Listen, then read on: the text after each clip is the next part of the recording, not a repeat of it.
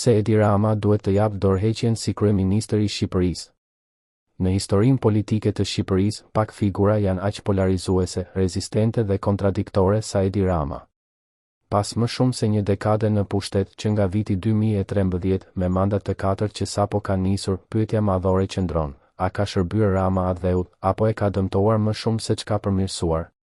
Evidenca që lidhet me korrupsionin e thellë, kapjen institucionale, klientelizmin e pandëshkuar dhe prishjen sociale ngre peshë mbi çdo trashëgimi pozitive që mund të pretendohet. Për që Shqipëria të rimarrë besueshmëri, drejtësi dhe integritet demokratik, epoka Rama duhet të marrë fund.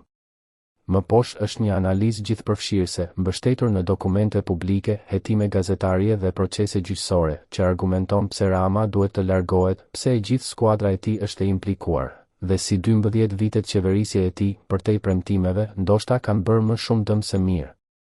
Një, rrjeti i korrupsionit, rrethi i besimit dhe kapja institucionale, skandali i inceneratorëve. Një prej skandaleve më famëkeqe në iniciativën Rama është ai i inceneratorëve, ku 3 impiante incinerimi në Elbasan, Fier dhe Tiranë udhëruan sipas kontratave publike-private (PPP) me procedura kontestabile. Auditimi i shtetit parashikoi se kostoja për taksapaguesit mund të kalojë mbi 350 milion euro për 30 vjet. Shumë zyrtar, ish-ministre e partner biznesi, janë përballur me akuza për korrupsion, pastrim parash dhe abuzim me detyrën. Kritikët hedhin në pa mungesën e transparencës, mungesën e konkurrencës në tender dhe përdorimin e një dekreti emergjence që është juridikisht i debatueshëm. Kryetar bashkisht të kapur. Në mandatin Rama, shumë kryebashkiak të PS janë implikuar në skandale korrupsioni. Vangjush Dako, kryetari historik i Durrësit, arrestuar në qershor 2023 për abuzim me detyrën në projekte promenade dhe leje ndërtimi. Safet Gjici, ish kryetar në Kukës, akuzuar për kërkesë favore seksuale për çështje kontratash publike. Gjeorgje Goro, kryetar në Himar, për shkelje në tendera dhe barazi. Fatos Tushe, kryetar i Lushnjës, arrestuar për shkelje të barazisë në procedurat publike. Këto raste nuk janë anomalitë e rralla, por tregues të një aparati lokal qeverisës strukturalisht komprometuar dhe të lidhur me qendrën. Mbrojtja e Saimir Tahirit. Besimi i Ramës ndaj Saimir Tahirit, ish-ministër i brendshëm, është emblem e gjykimit të komprometuar. Tahiri u dënua në 2022 për abuzim me detyrën në lidhje me rrjetin Habilaj të trafikimit të drogës.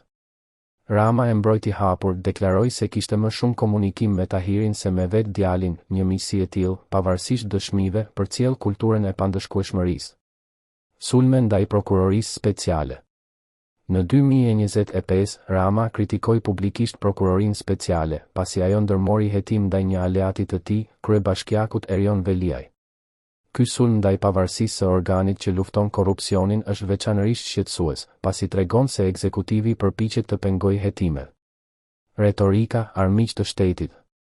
Rama ka akuzuar shpesh gjyqtar dhe prokuror si armiq të shtetit kur hetimet kërcënojnë rrjetin e tij. Kjo retorik nënçmon rendin ligjor, kthehet veprim gjyqësor në politik dhe frikson institucionet e pavarura. Skandali Mgonigal Duçka.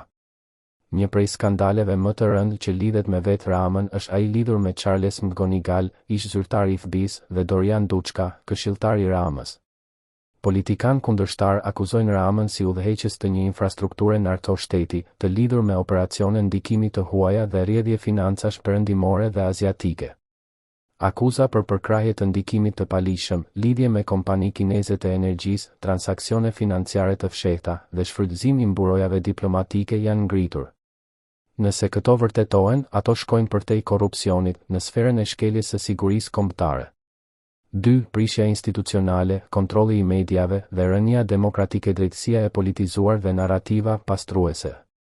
Rama e paraqet shpesh proceset antikorrupsion si pastrime politike kur prekin të tillë duke i delegitimuar ato. Ai gjithashtu vonon reformën e kodit penal duke penguar dënimet efektive ndaj figurave të fuqishme. Media e dobësuar dhe mungesa e lirisë së shtypit. Nën Ramën, media kritike shpesh është centralizuar në duart të bizneseve besnike. Gazetarët që zbulojnë korrupsionin përballen me presione, kërcënime ligjore dhe shpërndarje selektive të reklameve shtetërore. Edhe pse nuk janë gjithmonë lehtë të dokumentueshme publikisht, këto praktika përputhen me tregues të rënies demokratike në rang global. Simbolika pa substancë, diella ministria ai. Në shtator 2025, Rama njoftoi se diella, një asistent ai virtual, do të marrë rolin e ministrit për prokurimet publike për të eliminuar korrupsionin njerëzor. Por diella nuk është njeri, nuk ka shtetësi, dhe legitimiteti kushtetues i një roli të tillë është shumë i diskutueshëm. Kritikët e shohin këtë si arush për të shmangur vëmendjen nga rrjetet që ende kontrollojnë vendimmarrjen. 3. Rënja sociale, ekonomike dhe demografike, migracioni dhe shpopullimi. Gjatë epokës Rama, Shqipëria ka përjetuar daljen masive të rinjve profesionistë, diplomuar dhe fuqisë punëtore drejt jashtë vendit. Pavarësisht premtimeve, rritja e vendeve pune në sektorin formal, që mund të ruajë talentin, ka mbetur e vështirë. Diaspora dërgon miliarda si remitancë, por kjo është kompensim, jo mirëqenie strukturore. Paga të ulta, pabarazi të madhe. Edhe pse paga minimale u rrit nga 24.000 euro në 2017 në 20.000 euro, 404, përmirësimet janë të kufizuara. Shumë qytetarë përballen me punësim jo formal, inflacion dhe rritje koste jetese. Rritja e pagave në sektorin publik nuk stimulon rritje të qëndrueshme, thjesht shton varësinë dhe borxhin publik. Infrastrukturë, mjedis dhe shërbime publike. Me gjithë projekte arkitekturore në Tiranë, shumë qytete nuk kanë ujë të qëndrueshëm, shërbime riciklimi, rrugë apo infrastruktura bazë. Projektet e incineratorëve që synonin zgjidhjen e krizës së mbetjeve u kthyen në burim skandalesh dhe barë për qytetarët. Stili i Ramës favorizon estetikën monumentale, ndërtesa të larta, fasada, mbilidhje rurale, infrastrukturë të barabartë dhe qëndrueshmëri ekologjike. Antarësimi në BE, premtime pa realizim. Rama vazhdimisht promovon hyrjen në BE deri në 2030. Por reputacioni i qeverisë së tij për korrupsion është pengesa më evidente. BE dhe vëzhgues publik shprehin shqetësim, drejtësia është ende e politizuar, rikuperimi i pasurive është i dobët, krimi i organizuar është i integruar dhe standardet e sundimit të ligjit nuk përmbushen. Nëse antarësimi vazhdon pa reforma reale institucionale, rrezikon të legjitimojë një fasadë bosh. 4. Pse duhet të largohen? Arsyet morale, strategjike dhe sistemike, llogaridhënie morale.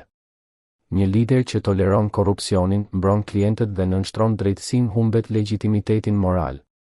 Populli meriton qeveri që zbatojnë të njëjtat rregulla për elitat dhe qytetarët e thjeshtë, rinisje institucionale. Duhet të kthejmë një faqe të pastër për të rindërtuar institucione pa kapje nga familja, partia dhe klientelizmi. Largimi i Ramës hap hapësirë për reforma të besueshme në drejtësi, antikorrupsion, qeverisje lokale, liri media, rihapja e kompeticionit politik. Dominanca e Ramës mbyt opozitën, shoqërinë civile dhe leadershipin e ri. Ndryshimi i epokës së tij lejon rilindje pluralizmi, balanca kontrollesh dhe drejtësi gjeneratash, rikthim besueshmërie me BE dhe partnerët ndërkombëtar. E ardhmja e Shqipërisë në BE varet nga besueshmëria e sundimit të ligjit. Nëse komuniteti ndërkombëtar sheh se një lider kryesor vihet para drejtësisë, është një sinjal për korrigjim, parandalimi i kapjes së shtetit. Kur një rrjet kontrollon çdo levë pushteti, sigurinë, ekonominë, median, demokracia shndërrohet në fasadë. Ndryshimi është urgjent përpara se kapja bëhet e pakthyeshme. 5. Përfundim, mbi Rama, çfarë duhet të bëhet pas? Largimi i Ramës nuk është fundi, por nisja e nevojshme. Qeveria e ardhshme duhet të angazhohet për autonomi të plot gjyqësore, rikuperim të pasurive dhe pavarësi të prokurorëve, prokurime publike të hapura, konkurrencë dhe kontroll qytetar, decentralizim të pushtetit, shpërbërje monopolesh në nivel qendror, pluralizëm mediatik, mbrojtje për gazetarinë investigative, ekonomi që krijon mundësi brenda vendit, jo që nxjerr njerëz jashtë një kontratë qytetare të vërtetë, përgjegjësi, merita, drejtësi. Nëse Shqipëria lejon që një njeri të monopolizojë pushtetin, kostoja nuk është vetëm korrupsion, por prishja e dinjitetit, besimit dhe së ardhmes kombëtare. Është koha që Rama të dalë dhe që shqiptarët të marrin momentin e tyre sovran.